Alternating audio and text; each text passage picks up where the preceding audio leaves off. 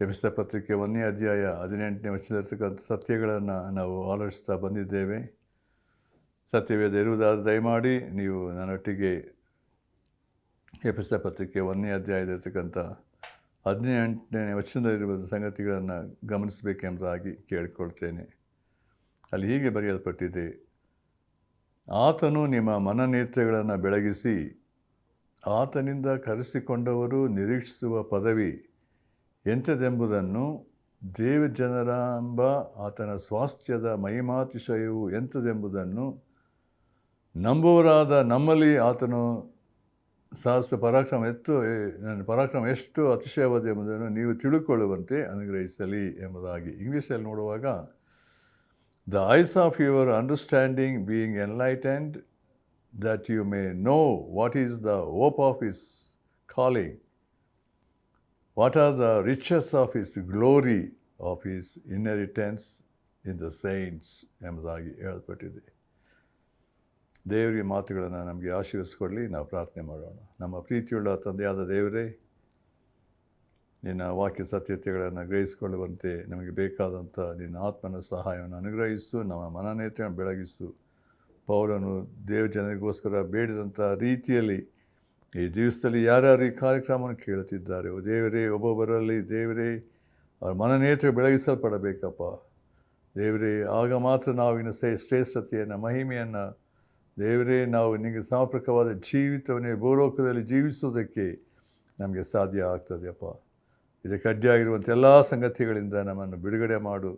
ನಾವು ಪರಿಪೂರ್ಣವಾಗಿ ಕರ್ತನೆ ನಿನ್ನೆಲ್ಲ ಐಕ್ಯವಾಗಿ ನೀನು ಆತ್ಮನ ಜ್ಞಾನದಲ್ಲಿ ತುಂಬಲ್ಪಟ್ಟವರಾಗಿ ನಾವು ನಿನಗೆ ನಂಬಿಗಸ್ತರಾಗಿ ಜೀವಿಸುವಂತೆ ನಮ್ಮನ್ನು ನಡೆಸು. ಯಾರ್ಯಾರು ಈ ಕಾರ್ಯಕ್ರಮ ಕೇಳ್ತಿದ್ದಾರೆ, ಯಾವ್ಯಾವ ಕೊರತೆಗಳು ಸಮಸ್ಯೆಗಳು ಅವರ ಜೀವಿತದಲ್ಲಿ ಉಂಟು, ಕರುಣಿಸು. ಯಥಾರ್ಥರಾಗಿ ಪ್ರತಿಯೊಬ್ಬರು ಕರ್ತನೆ ನಿನ್ನ ಕೃಪೆಯನ್ನು ಆಶ್ರಯಿಸಿ ಆತ್ಮಿಕ ಜೀವಿತದಲ್ಲಿ ಬೆಳೆಯುವಂತೆ, ಸತ್ಯದ ಮಾರ್ಗದಲ್ಲಿ ಜೀವಿಸುವಂತೆ ಕರ್ತನೆ ನಿನ್ನ ವಾಕ್ಯದ ಬೋಧನೆಗಳಲ್ಲಿ ನೆಲೆಗೊಳ್ಳುವಂತೆ ದೇವರೇ ಕರುಣೆ ತೋರಿಸು. ನಿನ್ನ ಮಹಿಮೆಗಾಗಿ ಒಬ್ಬೊಬ್ಬರ ನಡೆಸು. ನಿನ್ನ ದಾಸನಿಗೆ ಬೇಕಾದ ಕರುಣೆ ತೋರಿಸು.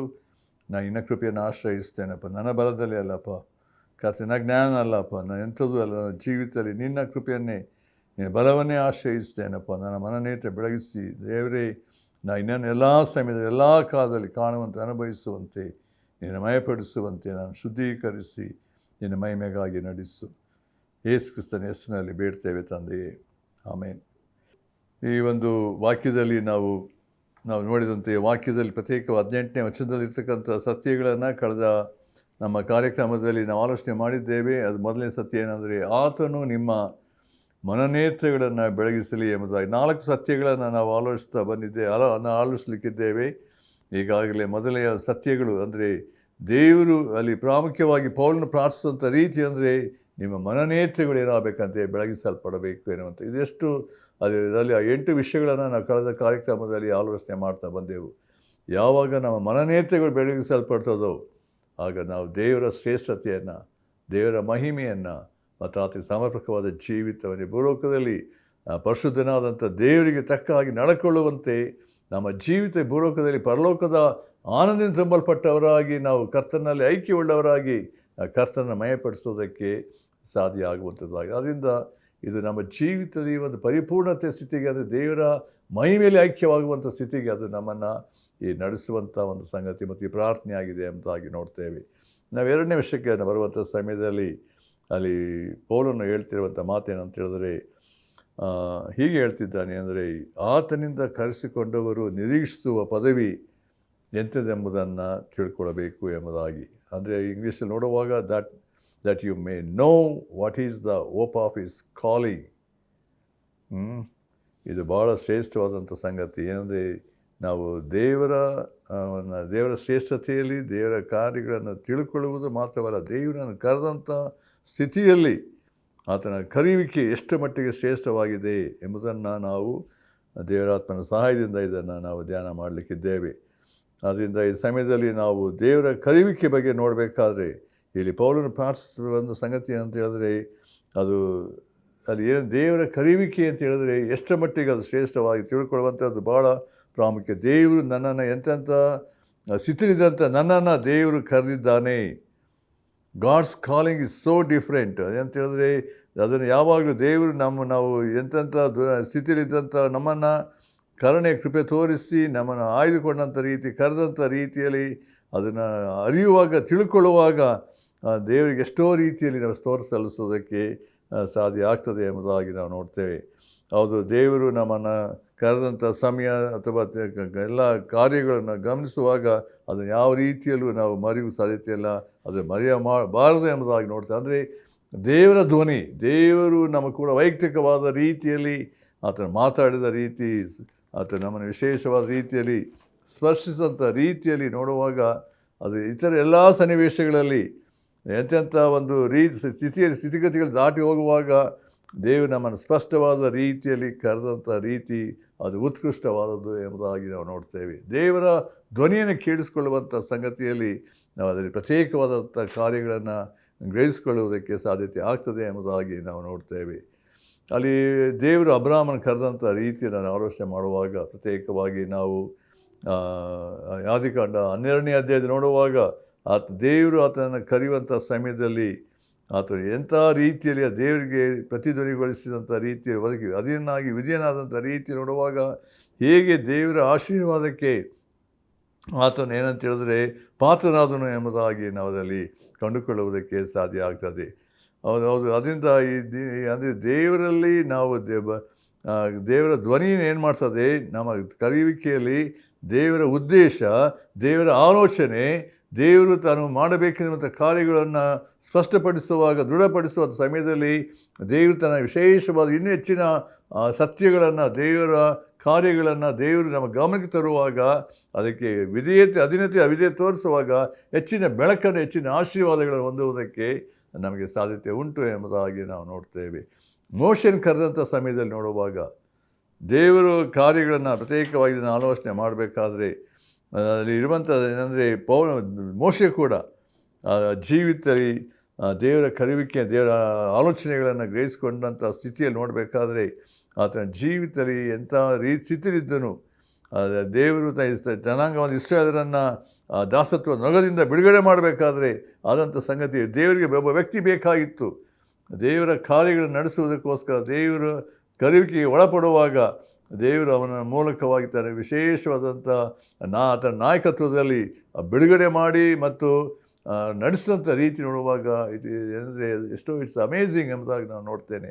ದೇವರ ನಡೆಸುವಿಕೆ ಕರೆಯುವಿಕೆಯಲ್ಲಿ ದೇವರ ಉದ್ದೇಶ ಆಲೋಚನೆಗಳನ್ನು ಪರಿಪೂರ್ಣಗೊಳಿಸಿದಂಥ ರೀತಿಯಲ್ಲಿ ದೇವರ ಶ್ರೇಷ್ಠತೆಯನ್ನು ನಾವು ನೋಡುವುದಕ್ಕೆ ಸಾಧ್ಯ ಆಗ್ತದೆ ಎಂಬುದಾಗಿ ನಾವು ನೋಡ್ತೇವೆ. ಹೀಗೆ ದೇವರು ಯಾರನ್ನು ತನ್ನ ಸೇವೆಗೋಸ್ಕರ ಕರೆಯುತ್ತಾನೆ, ದೇವರ ಕರೆಯುವಿಕೆಯಲ್ಲಿ ದೇವರ ಆಲೋಚನೆ ಉದ್ದೇಶಗಳನ್ನು ಹೇಗೆ ಪರಿಪಾಲಿಸ್ತಾನೆ ಎಂದು ನೋಡುವಾಗ ದೇವರು ತನ್ನ ಉದ್ದೇಶಗಳನ್ನು ಹೀಗೆ ಒಬ್ಬೊಬ್ಬರ ಜೀವಿತದಲ್ಲಿ ತನ್ನ ಕಾರ್ಯಗಳನ್ನು ನೆರವೇರಿಸುವಂಥವನಾಗಿದ್ದಾನೆ ಎಂಬುದಾಗಿ ನಾವು ತಿಳ್ಕೊಳ್ಳುವುದಕ್ಕೆ ನಮಗೆ ಸಾಧ್ಯ ಆಗ್ತದೆ.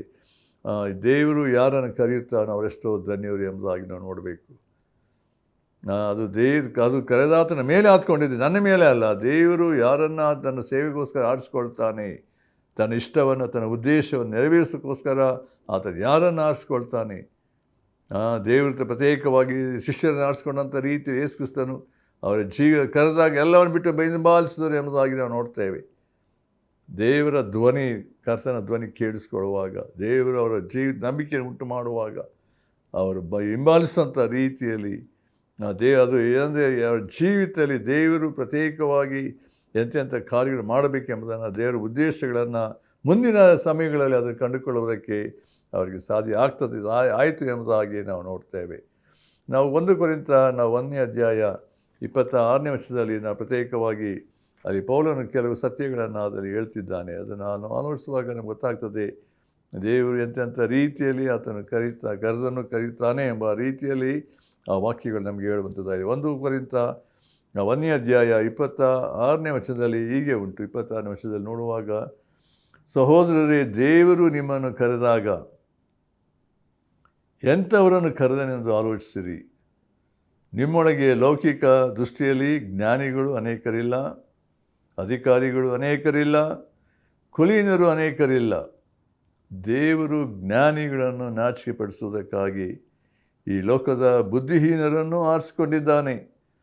ದೇವರು ಬಲಿಷ್ಠರನ್ನು ನಾಚಿಕೆಪಡಿಸುವುದಕ್ಕಾಗಿ ಈ ಲೋಕದ ಬಲಹೀನರನ್ನು ಆರಿಸಿಕೊಂಡಿದ್ದಾನೆ ಎಂಬುದಾಗಿ ನಾವು ನೋಡ್ತೇವೆ. ಇನ್ನು ಅನೇಕ ಸಂಗತಿಗಳಲ್ಲಿ ವಾಕ್ಯದಲ್ಲಿ 29 ನೋಡುವಾಗ ಅಲ್ಲಿ ಈ ಮುಂದೆ ಉಂಟು, ದೇವರು ಈ ಲೋಕದ ಕುಲಹೀನರನ್ನು ಯಾದವರನ್ನು ಆರಿಸಿಕೊಂಡದಲ್ಲದೆ ಗಣ್ಯರನ್ನು ಇಲ್ಲದಂತೆ ಮಾಡುವುದಕ್ಕಾಗಿ ಗಣನೆಗೆ ಬಾರದವರನ್ನು ಆರಿಸಿಕೊಂಡಿದ್ದಾನೆ. ಹೀಗಿರಲು ದೇವರ ಮುಂದೆ ಹೊಗಳಿಕೊಳ್ಳೋದಕ್ಕೆ ಯಾರಿಗೂ ಆಸ್ಪದವಿಲ್ಲ. ನೋಡ್ರಿ, ಇಲ್ಲಿ ದೇವರ ಕರೆಯುವಿಕೆಯಲ್ಲಿ ನೋಡಬೇಕಾದ್ರೆ ದೇವರು ಯಾರನ್ನು ಎಂಥವರನ್ನು ಆರಿಸಿಕೊಂಡನು ಎಂಬುದಾಗಿ ದೇವರ ಆಲೋಚನೆ, ದೇವರ ಉದ್ದೇಶಗಳು ಬೇರೆ ಆಗಿರ್ತದೆ ಪ್ರಿಯರೇ. ನಾವು ಪ್ರತಿಯೊಬ್ಬರ ಹಿನ್ನೆಲೆ ನೋಡಬೇಕಾದ್ರೆ ನಾವು ಎಂಥ ಸ್ಥಿತಿಯಲ್ಲಿದ್ದಂಥವ್ರು, ನಾವು ಯಾವ ಸ್ಥಿತಿಯಲ್ಲಿ ಯಾವ ಸನ್ನಿವೇಶಗಳಲ್ಲಿ ಇದ್ದಂಥ ಸ್ಥಿತಿ. ಆದರೆ ದೇವರು ನಮ್ಮನ್ನು ಕರೆಯುವಾಗ, ನಮ್ಮನ್ನು ಆರಿಸ್ಕೊಂಡಂಥ ಸಮಯದಲ್ಲಿ ದೇವರು ತನ್ನ ಚಿತ್ತ ಉದ್ದೇಶಗಳನ್ನು ನೆರವೇರಿಸುವಂಥ ರೀತಿಯಲ್ಲಿ ಅದು ದೇವರ ಮಹಿಮೆಯಲ್ಲಿ ಸಂಗತಿಗಳು, ದೇವರ ಕೃಪೆ ಎಷ್ಟರ ಮಟ್ಟಿಗೆ ನಮ್ಮ ಮೇಲೆ ತೋರಿ ಬಂತು ಎಂಬುದನ್ನು ನೋಡುವಾಗ ಅದು ಆಶ್ಚರ್ಯವಾಗ್ತದೆ. ನಾನು ಯಾವಾಗಲೂ ನನ್ನ ಜೀವಿತ ನಾನು ಎಂಥ ಒಂದು ಸ್ಥಿತಿಯಲ್ಲಿದ್ದೆ, ನಾನು ಯಾವ ಗಣನೆಗೆ ಬಾರದಾಯಿತು, ನಾನು ಇದ್ದಂಥ ನನಗೆ ದೇವರು ನನ್ನ ಕರೆದಂಥ ರೀತಿಯಲ್ಲಿ, ಆರಿಸ್ಕೊಂಡಂಥ ರೀತಿ, ರಕ್ಷಿಸಿದಂಥ ರೀತಿಯಲ್ಲಿ ಮತ್ತು ತನ್ನ ಸೇವೆಯಲ್ಲಿ ನಡೆಸ್ಕೊಂಡು ಬಂದಂಥ ರೀತಿಯಲ್ಲಿ ನಾನು ಆಲೋಚಿಸಬೇಕಾದ್ರೆ ಅದು ಎಷ್ಟೋ ದೇವರಿಗೆ ಎಷ್ಟೋ ಸ್ತೋತ್ರ ಸಲ್ಲಿಸ್ತೇನೆ. ನನ್ನ ಯೋಗ್ಯತೆ ಯಾವುದು ಇಲ್ಲ ಎಂಬ ದೇವರ ಅರಿಕೆ ಮಾಡಿ, ದೇವರು ಇಂಥ ಬಲಹೀನನು, ಕೊರತೆಯಲ್ಲಿ ಅಜ್ಞಾನಿಯಾಗಿದ್ದಂಥ ನನಗೆ ದೇವರಿಗೆ ಕೃಪೆ ಕೊಟ್ಟು ಇದುವರೆಗೆ ಸೇವೆಯಲ್ಲಿ ನಡೆಸ್ತಾ ಬಂದಿದ್ದಿ. ಇದು ದೇವರ ವಿಶೇಷವಾದಂಥ ಕೃಪೆ, ಕರುಣೆ ಎಂಬುದಾಗಿ ನಾನು ಹೇಳಬಲ್ಲೆ. ಅಂದರೆ ದೇವರು ಈ ಲೋಕದಲ್ಲಿ ಅಂದರೆ ತನ್ನ ಪ್ರತಾಪ, ತನ್ನ ಮಹಿಮೆ, ತನ್ನ ಶ್ರೇಷ್ಠತೆ ಯಾವಾಗಲೂ ಅಂದರೆ ಬಲಹೀನರ ಮೂಲಕವಾಗಿ ತನ್ನ ಕಾರ್ಯಗಳನ್ನು ಸಾಧಿಸುವಂಥ, ಅಂದರೆ ದೇವರು ಎಷ್ಟರ ಮಟ್ಟಿಗೆ ತನ್ನ ಕೃಪೆಯ ಮೇಲೆ ಕೃಪೆ ಕೊಟ್ಟು ನಾವು ನಡೆಸುವಂಥ ದೇವರಾಗಿದ್ದಾನೆ ಎಂಬುದಾಗಿ ನಾವು ನೋಡುವಂಥವರಾಗಿದ್ದೇವೆ. ಈ ಲೋಕದಲ್ಲಿ ನೋಡಿರಿ ಪ್ರಿಯರೇ, ನಮಗಿಂತ ಎಷ್ಟೋ ಬುದ್ಧಿವಂತವರು, ಜ್ಞಾನಿಗಳು, ನಾನಾ ಐಶ್ವರ್ಯವಂತವರು, ನಾನಾ ಲೋಕ ನೋಡುವಾಗ ಅನೇಕರಿದ್ದಾರೆ. ಆದರೆ ದೇವರು ಅನೇಕ ತಳ್ಳಿ ಹಾಕಿದ್ದಾನೆ. ದೇವರು ನನ್ನನ್ನೇ ಕರೆಯಬೇಕಾಯಿತು, ನಮ್ಮನ್ನೇ ಆರಿಸ್ಕೊಳ್ಬೇಕಾಯಿತು. ದೇವರ ಕರುಣೆ, ನಮ್ಮ ಕೃಪೆ ನನ್ನ ಮೇಲೆ ಹೇಗೆ ತೋರಿ ಬರೆದಿದೆ. ದೇವರ ವಾಕ್ಯದ ಮುಂದೆ ನಾವು ನೋಡ್ತೇವೆ, ದೇವರು ಯಾರನ್ನು ಕರುಣಿಸಿದರು, ಯಾರನ್ನು ಕಠಿಣಪಡಿಸಿದರು, ಅದು ದೇವರೆಲ್ಲ ತನ್ನ ಇಷ್ಟಾನುಸಾರವಾಗಿ ಉಂಟು. ದೇವರನ್ನು ಪ್ರಶ್ನಿಸೋಕ್ಕೆ ಯಾವ ಸಾಧ್ಯತೆ ಇಲ್ಲ. ದೇವರ ಆಲೋಚನೆಗಳಲ್ಲಿ, ದೇವರ ದೃಷ್ಟಿಯಲ್ಲಿ ನಾವು ಕಂಡು ಬಂದಿದ್ದೇನೆ ಅಂತ ಹೇಳಬೇಕಾದ್ರೆ, ದೇವರೇ ಅದು ನಿನ್ನ ವಿಶೇಷತೆಯಪ್ಪ, ನಿನಗೆಷ್ಟು ಸೂಚಿಸಿದ್ರು ಸಾಲದು ಎಂಬ ರೀತಿಯಲ್ಲಿ. ಅಂದರೆ ದೇವರ ಮುಂದೆ ನಾನು ಎಷ್ಟು ಮಟ್ಟಿಗೆ ದೀನತೆಯುಳ್ಳವನಾಗಿ, ನಮ್ರತೆಯುಳ್ಳವನಾಗಿ, ದೇವರ ಆಲೋಚನೆಯಲ್ಲಿ, ದೇವರ ದೃಷ್ಟಿಯಲ್ಲಿ ನಾವು ಎಫೆಸ ಪತ್ರಿಕೆ ಆಲೋಚನೆ ಮಾಡಿದ್ದೇವೆ. ದೇವರು ನಾನು ಏನಂದರೆ ಜಗತ್ಪತಿಗೆ ಮುಂಚೆ ಕ್ರಿಸ್ತನ ಆರಿಸಿಕೊಂಡಿದ್ದಾನೆ. ಇದು ಭಾಳ ಶ್ರೇಷ್ಠವಾದಂಥ ಆಲೋಚನೆ ಪ್ರಿಯರೇ. ದೇವರ ಆರಿಸುವಿಕೆಯಲ್ಲಿ ದೇವರು ತೋರಿಸಿದಂಥ ಸಂಗತಿ, ನಾವು ಕರ್ತನಿಗೆ ಎಷ್ಟೋ ನಾವು ಸ್ತುತಿಯನ್ನು, ಘನತೆಯನ್ನು ನಾವು ಸಲ್ಲಿಸುವಂಥದ್ದಾಗಿದ್ದೇವೆ.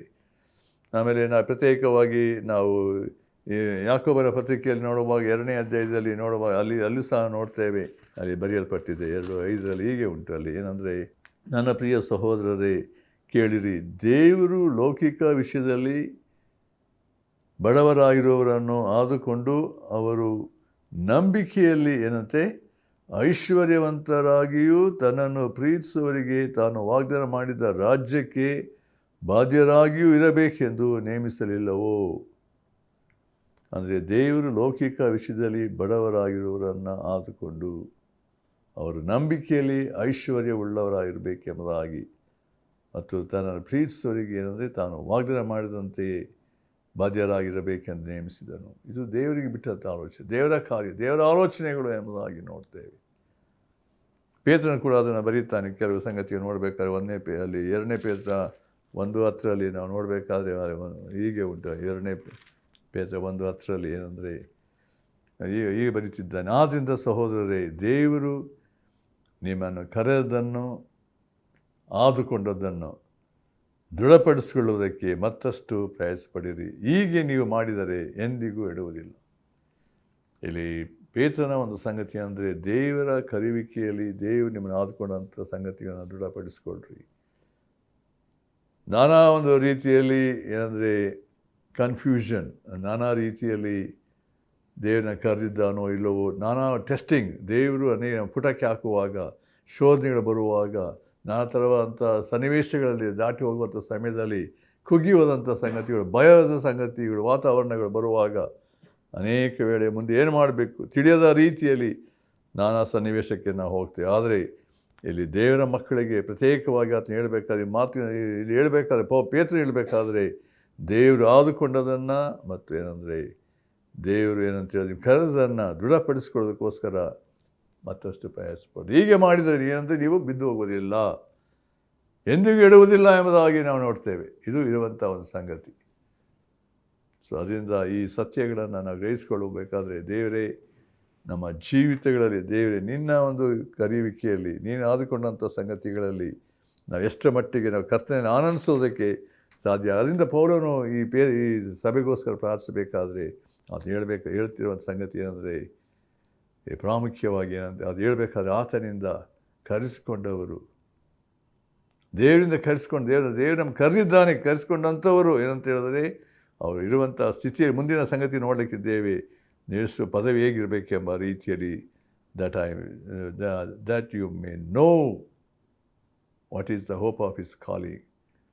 ಅದೇ ಸಂಪೂರ್ಣವಾಗಿ ನಮಗೆ ಸ್ಪಷ್ಟವಾಗಿ ದೃಢತೆ, ಭರವಸೆ, ನಂಬಿಕೆ ಏನಂತ ಹೇಳಿದ್ರೆ ದೇವರು ನನ್ನನ್ನು ಇಂಥ ಸಮಯದಲ್ಲಿ ಈ ರೀತಿಯಲ್ಲಿ ನನಗೆ ಕೂಡ ಮಾತಾಡಿ ನಾನು ಕರೆದಂಥ ರೀತಿಯಲ್ಲಿ ದೇವರ ಆಲೋಚನೆಗೆ ಒಳಪಟ್ಟಂಥ ರೀತಿಯಲ್ಲಿ ನಾವು ಹೇಗೆ ಇರಬೇಕೆಂಬಂಥ ಸ್ಥಿತಿಯನ್ನು ಯಾಕೆಂದರೆ ದೇವರ ಕರೆದ ರೀತಿಯಲ್ಲಿ ನಾವು ಎರಡನೇ ವಿಷಯಕ್ಕೆ ಬರೋಣ. ಅಲ್ಲಿ ಏನಂತ ಹೇಳಿದ್ರೆ ಹೋಪ್ ಆಫ್ ಇಸ್ ಕಾಲಿಂಗ್.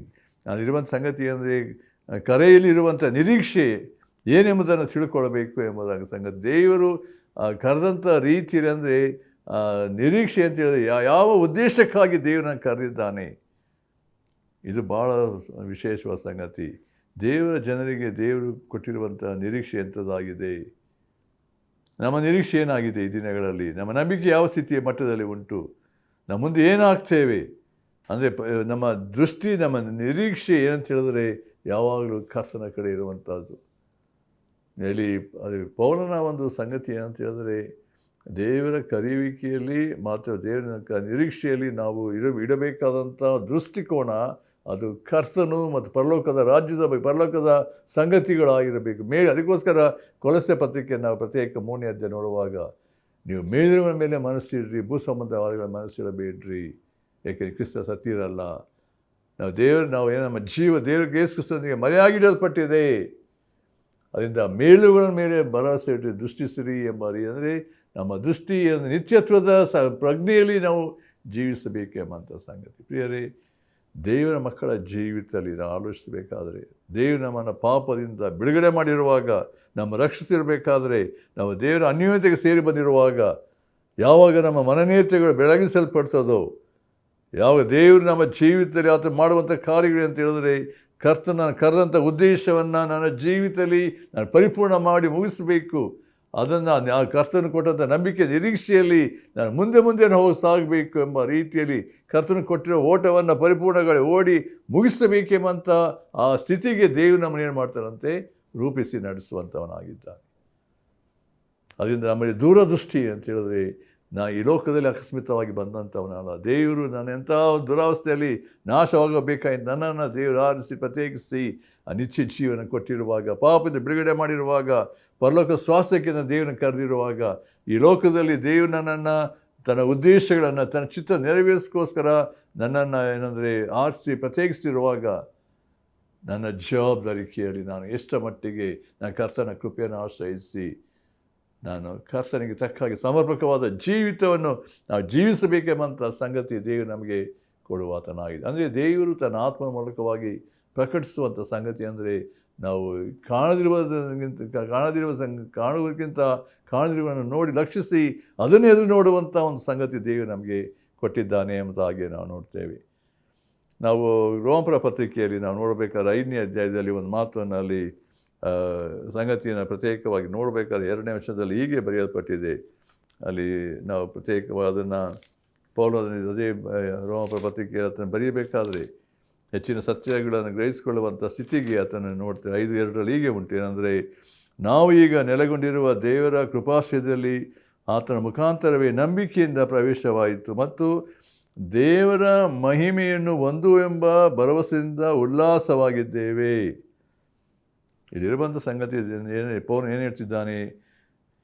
ನಂಬಿಕೆ ಮೂಲಕವಾಗಿ ನಾವು ಏನಂದರೆ ನೀತಿವಂತರಾಗಿದ್ದೇವೆ ಮತ್ತು ದೇವರ ಅನ್ಯೋನ್ಯತೆಗೆ ನಮ್ಮ ದೇವರು ಆ ಸಮಾಧಾನದಲ್ಲಿ ಸೇರಿಸಿದ್ದಾನೆ. ಅಷ್ಟೇ ಅಲ್ಲ, ದೇವರ ಮಹಿಮೆಯನ್ನು ಒಂದು ಎಂಬ ಭರವಸೆಯಿಂದ, ನಿರೀಕ್ಷೆಯಿಂದ ನಾವು ಏನು ಮಾಡ್ತೇವೆ, ಉಲ್ಲಾಸವಾಗಿದ್ದೇವೆ. ಅಂದರೆ ದೇವರು ನಮ್ಗೆ ಕೊಟ್ಟಿರುವಂಥ ಒಂದು ವಿಶೇಷವಾದ ನಿರೀಕ್ಷೆ ಅಂದರೆ ಮುಂದಿನ ಸೌಭಾಗ್ಯ, ದೇವರ ಮಕ್ಕಳ ಬಾಧ್ಯತೆಯಲ್ಲಿ ಪರಲೋಕದ ಬಾಧ್ಯತೆಯನ್ನು ಎದುರು ನೋಡುವಂಥ ಒಂದು ಸಂಗತಿ ಎಂಬುದಾಗಿ ನಾವು ನೋಡ್ತೇವೆ.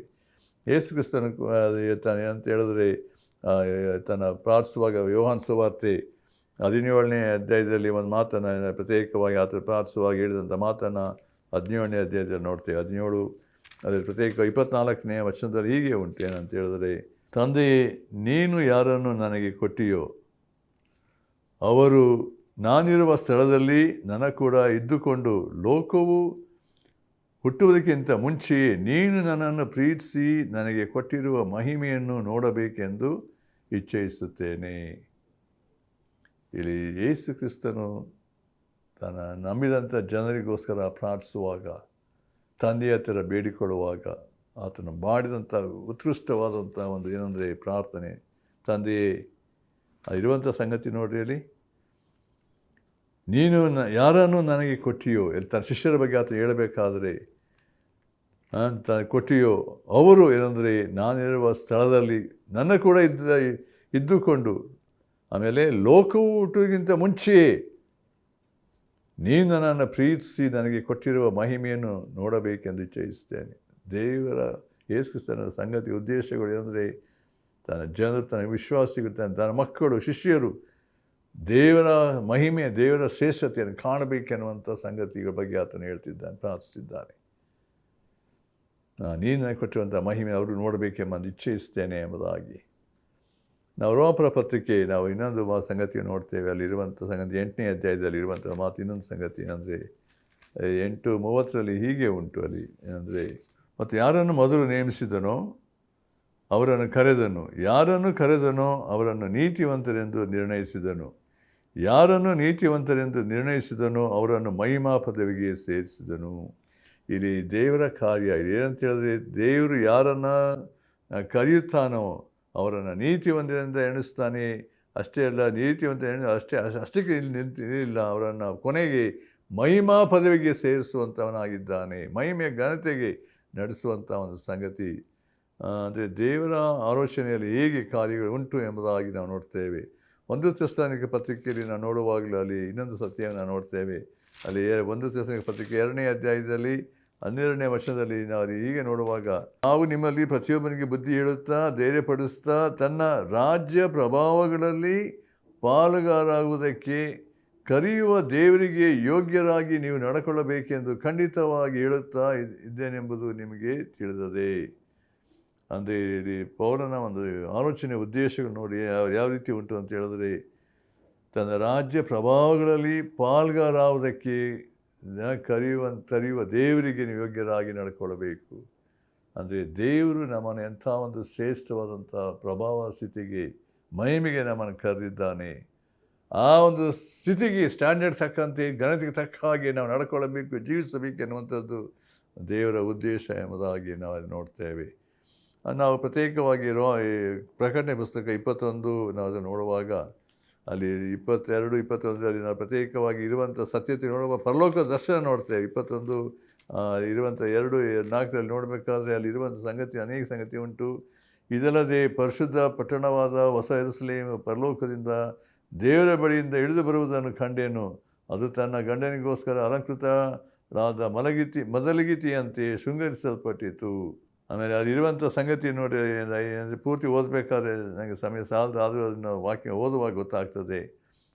ದಯಮಾಡಿ ಅದನ್ನು ನೀವು ನಂತರ ಓದಬೇಕೆಂಬುದಾಗಿ ಕೇಳಿಕೊಳ್ತೇನೆ. ಅಲ್ಲಿ ಹೀಗೆ ಉಂಟು 3ನೇ ವಚನ, ಇದಲ್ಲದೆ ಸಿಂಹಾಸನದೊಳಗಿಂದ ಬಂದ ಮಹಾಶಬ್ದವು ನನಗೆ ಕೇಳಿಸಿತು.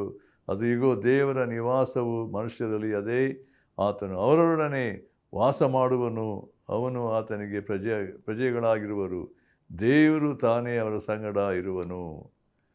ಅಂದರೆ ದೇವರ ಇರುವಿಕೆ, ದೇವರ ನಡೆಸುವಿಕೆ, ದೇವರು ಪರಲೋಕದ ದರ್ಶನದಲ್ಲಿ, ಪರಲೋಕದ ಮಹಿಮೆಯಲ್ಲಿ ದೇವರು ತನ್ನ ಮಕ್ಕಳನ್ನು ಸೇರಿಸುವಂಥ ರೀತಿ ಇಲ್ಲಿರುವ ಸಂಗತಿಯನ್ನು ದೇವರು ಯಾವುದಕ್ಕೆ ಪರಲೋಕದ ಬಾಧ್ಯತೆಗೆ ದೇವರು ನಮ್ಮ ನಡೆಸಿದ್ದಾನೆ. ಇದು ಪ್ರಾಮುಖ್ಯವಾದ ವಿಷಯ, ಆಲೋಚಿಸಬೇಕಾದದ್ದು. ಪ್ರತಿಯೊಬ್ಬ ದೇವರ ಮಕ್ಕಳು ಯೇಸು ಕ್ರಿಸ್ತನಿಂದ ರಕ್ಷಿಸಲ್ಪಟ್ಟಂಥ ಯಾರೇ ಆಗಿರ್ಬೋದು, ಯಾವುದೇ ಬಣ್ಣ, ಯಾವುದೇ ಸ್ಥಿತಿ ದೇಶದವರಾಗಿರ್ಬೋದು, ನಿನ್ನ ಬ್ಯಾಕ್ಗ್ರೌಂಡ್ ಏನೇ ಆಗಿರೋ, ಆದರೆ ಯೇಸು ಕ್ರಿಸ್ತನ ಯೇಸು ಮೂಲಕ ರಕ್ಷಿಸಲ್ಪಟ್ಟು ಪಾಪದ ಬಿಡುಗಡೆ ಹೊಂದಿರಬೇಕಾದ್ರೆ ದೇವರು ನಮ್ಮನ್ನು ಏನಂತ ಹೇಳಿದ್ರೆ ನಿತ್ಯ ಸೌಭಾಗ್ಯಕ್ಕೆ, ಪರಲೋಕದ ಮಹಿಮೆಗೆ, ಬಾಧ್ಯತೆಗೆ ದೇವರು ನಮ್ಮನ್ನು ನಡೆಸಿರಬೇಕಾದ್ರೆ ಈ ಭೂಲೋಕದಲ್ಲಿ ನಾವು ದೇವರಿಗೆ ಕರೆದಂಥ ದೇವರಿಗೆ ನಂಬಿಗಸ್ತರಾಗಿ ಭಯಭಕ್ತಿಯಿಂದ ಯೋಗ್ಯರಾಗಿ ನಡ್ಕೊಳ್ಳಬೇಕೆಂಬಂಥ ಸ್ಥಿತಿಯನ್ನು ಇಲ್ಲಿ ದೇವರು ನಮಗೆ ತಿಳಿಯಪಡಿಸಿದ್ದಾನೆ. ಕೊನೆಯದಾಗಿ ನಾವು ಇನ್ನೊಂದು ವಾಕ್ಯನ ಒಳಗೆ ಇಷ್ಟಪಡ್ತೇನೆ. ಏನಂದರೆ ಅಲ್ಲಿ ಇರುವಂಥ ಸಂಗತಿ ಏನಂದರೆ 1 ಯೋಹಾನ 3 ಅಲ್ಲಿ ಇರುವಂಥ ಇನ್ನೊಂದು ಸತ್ಯನ ಏನಂದರೆ ಯೋಹಾನನು ಇಲ್ಲಿ ಪ್ರತ್ಯೇಕವಾಗಿ ಅಪೊಸ್ತಲನಾದಂಥ ಯೋಹಾನ ತಿಳಿಸಿರುವಂಥ ಸಂಗತಿ ನೋಡಬೇಕಾದ್ರೆ ಅಲ್ಲಿ ಒಂದು ಮಾತು ಹೀಗೆ ಬರೆಯಲ್ಪಟ್ಟಿದೆ. 3 ಅಲ್ಲಿ 2:3 ಹೀಗೆ ಉಂಟು: ಪ್ರಿಯರೇ, ಈಗ ದೇವರ ಮಕ್ಕಳಾಗಿದ್ದೇವೆ, ಮುಂದೆ ನಾವು ಏನಾಗುವೆವೋ ಅದು ಇನ್ನೂ ಪ್ರತ್ಯಕ್ಷವಾಗಲಿಲ್ಲ. ಗಮನಿಸಿ, ಮುಂದೆ ಕ್ರಿಸ್ತನು ಪ್ರತ್ಯಕ್ಷನಾಗುವಾಗ ನಾವು ಆತನ ಆಗಿರುವೆವೆಂದು ಬಲ್ಲೆವು. ಯಾಕೆಂದರೆ ಆತನ ಪ್ರಕಾರವೇ ಆತನನ್ನು ನೋಡುವೆವು. ಆತನ ಮೇಲೆ ಈ ನಿರೀಕ್ಷೆಯನ್ನು ಇಟ್ಟಿರುವ ಪ್ರತಿಯೊಬ್ಬನು ಕ್ರಿಸ್ತನು ಶುದ್ಧನಾಗಿರುವಂತೆಯೇ ತನ್ನನ್ನು ಶುದ್ಧ ಮಾಡಿಕೊಳ್ಳುತ್ತಾನೆ. ಇಲ್ಲಿ ಇರುವಂಥ ಸತ್ಯ ಅಂದರೆ ಆತನ ಪ್ರತ್ಯಕ್ಷನಾಗುವ ಸಮಯದಲ್ಲಿ ನಮಗಿರ್ತಕ್ಕಂಥ ಫ್ಯೂಚರ್ ಗ್ಲೋರಿ, ಆತನ ಹಾಗೆ ಆಗ್ತೇವೆ. ಪ್ರಿಯರೇ, ಈ ಲೋಕದಲ್ಲಿ ಕಷ್ಟಗಳು, ಸಮಸ್ಯೆಗಳು, ಚಿಂತೆಗಳು, ಬಾಧೆಗಳು, ನಾನಾ ಸನ್ನಿವೇಶಗಳಲ್ಲಿ, ಇಕ್ಕಟ್ಟುಗಳಲ್ಲಿ ನಾವು ದಾಟಿ ಹೋಗ್ತೇವೆ. ಆದರೆ when you think about the future glory, ದೇವರನ್ನು ಕರೆದಂಥ ಸಂಗತಿ, ಅಂದರೆ ದೇವರು ನಮ್ಮನ್ನು ಯಾಕೆ ಕರೆದಿದ್ದಾನೆ, ಆತನ ಉದ್ದೇಶ, ಆಲೋಚನೆ ಅಂದರೆ ಆ ಪರಲೋಕದ ಸ್ವಾಸ್ಥ್ಯವನ್ನು ಎದುರು ನೋಡಬೇಕಾದ್ರೆ ಈ ಲೋಕದ ಎಲ್ಲ ಸಂಗತಿಗಳು ಕಸವಾಗಿದ್ದೆ, ಅದೇನು ಅಲ್ಲ ಎಂಬುದಾಗಿ ನೋಡ್ತೇವೆ.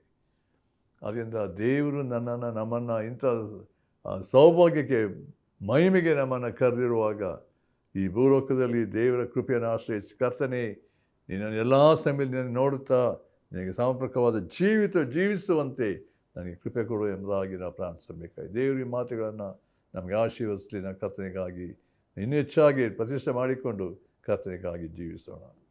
ನಮ್ಮ ಪ್ರೀತಿಯುಳ್ಳ ತಂದೆಯ ದೇವರೇ, ನೀ ಕರೆದ ಆತ ನಂಬಿಗಸ್ತನೂಪ, ಪರಲೋಕದ ಸ್ವಾಸ್ಥ್ಯಕ್ಕಾಗಿ ನಮಗೆ ಕರೆದೆ, ನಮಗೆ ಕೊಟ್ಟಿರುವಂಥ ಬಾಧ್ಯತೆಯಲ್ಲಿ, ಆ ಪ್ರಭಾವದಲ್ಲಿ ನಾವು ಮುಂದೆ ನಮಗಿರ್ತಕ್ಕಂಥ ಪರಲೋಕದ ಬಾಧ್ಯತೆಯಲ್ಲಿ ಅದನ್ನು ನೋಡುತ್ತಾ ಉಲ್ಲಾಸಿಸುತ್ತಾ ಈ ಲೋಕದಲ್ಲಿ ನಮ್ಮ ಪ್ರವಾಸ ಕಾಲವನ್ನು ಭಯಭಕ್ತಿಯಿಂದ ಕಳೆಯುವಂತೆ ಕರುಣೆ ತೋರಿಸು.